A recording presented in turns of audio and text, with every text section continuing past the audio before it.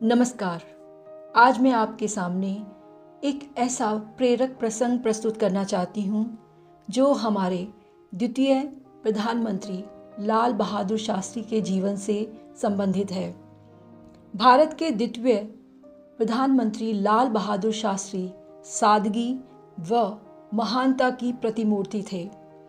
उनके जीवन के अनेक प्रसंग हम सब के लिए प्रेरणादायक हैं। उन्हीं की महानता से संबंधित एक प्रसंग आज मैं आपके समक्ष प्रस्तुत करने जा रही हूँ। मुझे आशा है कि इसे सुनकर आप प्रभावित हुए बिना नहीं रह सकेंगे। यह उस समय की बात है जब शास्त्री जी इस देश के प्रधानमंत्री के पद पर सुशोभित हो रहे थे, अर्थात वे इस देश के प्रधानमंत्री थे। एक दिन वे एक कपड़े की मिल देखने के लिए गए। उनके साथ मिल का मालिक, उच्च अधिकारी व अन्य विशिष्ट लोग भी थे। मिल देखने के बाद शास्त्री जी मिल के गोदाम में पहुंचे तो उन्होंने साड़ियां दिखलाने के लिए कहा।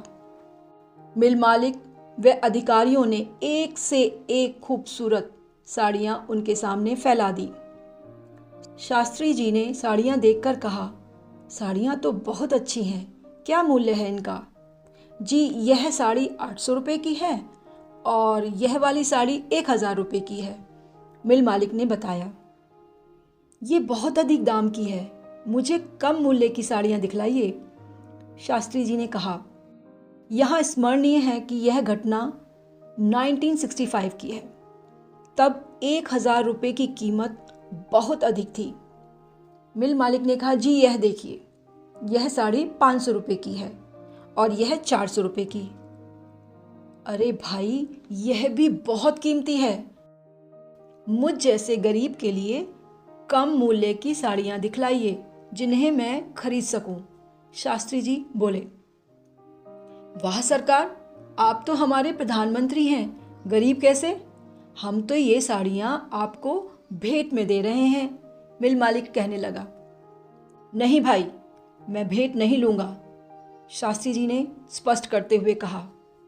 क्यों साहब, हमें यह अधिकार है कि हम अपने प्रधानमंत्री को भेंट दें, मिल मालिक अधिकार जताता हुआ बोला।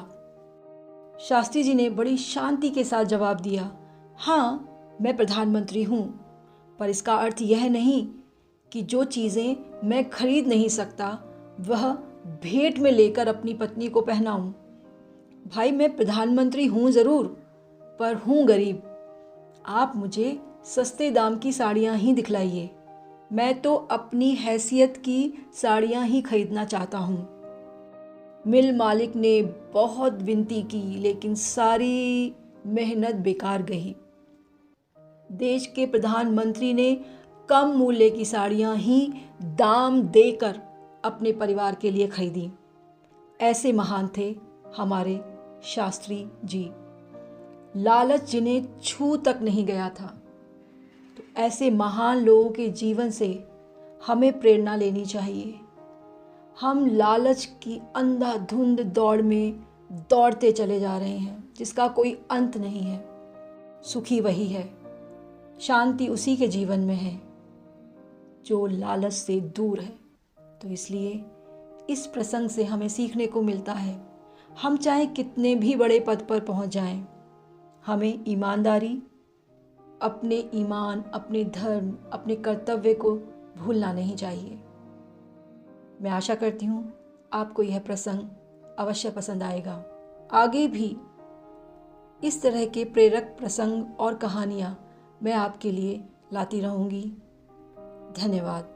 यदि आपने मेरा चैनल सब्सक्राइब नहीं किया है तो कृपया कर लीजिए।